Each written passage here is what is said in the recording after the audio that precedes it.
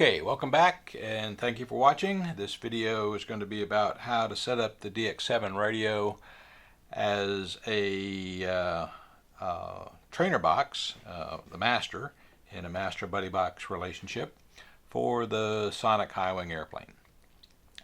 Actually, this is for just about any kind of trainer airplane that you want. But this video is obviously about the Sonic high wing because that's what it says on the screen. Okay, so how do you set up trainer mode?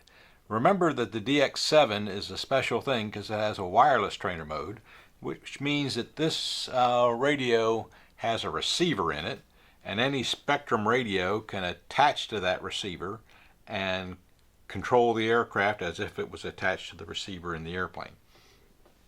Okay, so how do we do that? We're going to go into System Settings. Say yes. We're going to scroll down to where the trainer function is in the system setup. And we have three possibilities. Wired, you can still use a wire if you want. The wireless trainer settings, and as soon as I finish the wired trainer settings, I'll come back here and do the trainer alerts. So the wireless trainer setting is currently inhibited. I'm going to change that to Programmable Master. Now there's two possibilities. Pilot Link Master means that the buddy box is really dumb. You can't program it like a DX4 or DX5. A Programmable Master means that the buddy box is programmable and that this is the master. That's how you remember it. So I'm not going to use a dumb buddy box because I prefer to use a programmable buddy box. So I'm going to select Programmable Master, and what that means is that the buddy box has to have the same programming as the DX7. And so for that, it has to be at least a 6-channel radio because it requires all 6 channels, including the aux1 for the left aileron.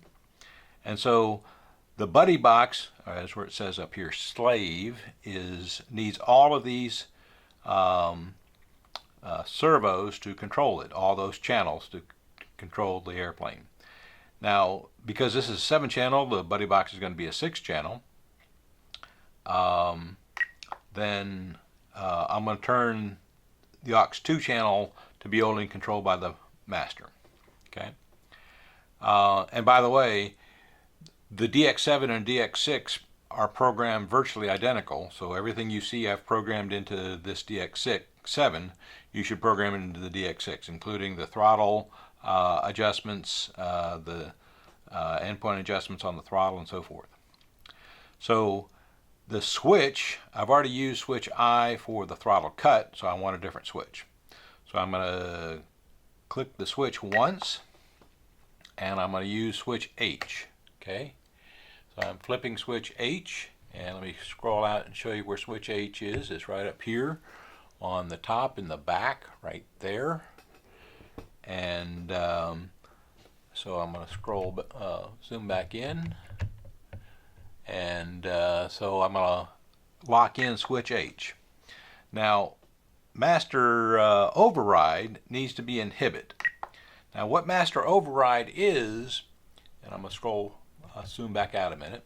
So if the student is flying along and this is in the student has control, I like to be able to move this throttle around and not take control of the airplane.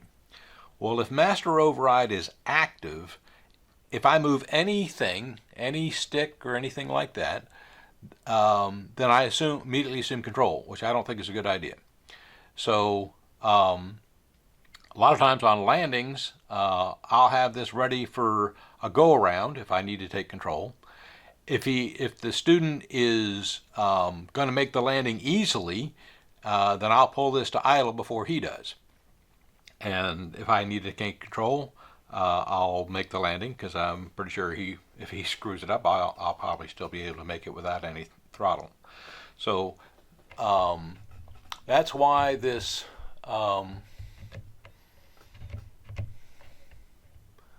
okay, let's get this in focus. Come on, focus. There we go. All right, so that's why this is set to inhibit. Okay, so master override is inhibit. Last thing on this thing is the bind. When you get ready to bind the buddy box to this radio, you come into here and you click this bind button, and this puts the receiver in bind mode, and then you go through the normal binding procedure on the radio to bind the buddy box to the receiver inside the DX7. Okay, so those are all the settings on the wireless trainer. Let me go back out and back in to the trainer alerts. Okay, what trainer alerts are voice warnings that things are maybe not okay.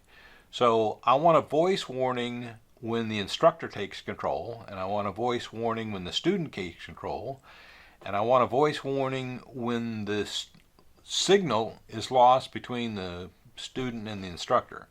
For example, the student accidentally turned the radio off or something. Okay, so to do that, I'm going to come in here, and for instructor, I believe it's right here. Instructor has control. Okay.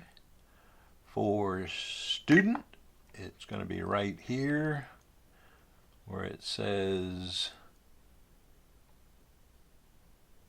student has control. And then if no student signal, it's going to be right here that says no student signal. Okay, so now those are the three voice warnings. You have instructor has control, student has control, no student signal.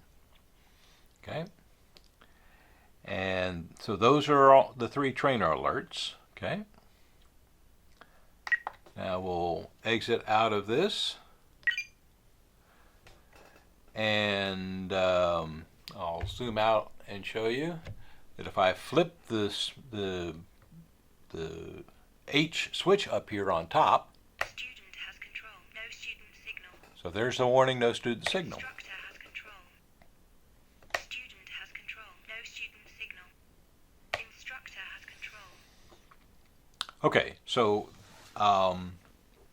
that's the voice alerts for the trainer modes, and how to set up the DX7 as a master using the Programmable Master function of the wireless trainer system. Thank you for watching, and stay tuned to the next video.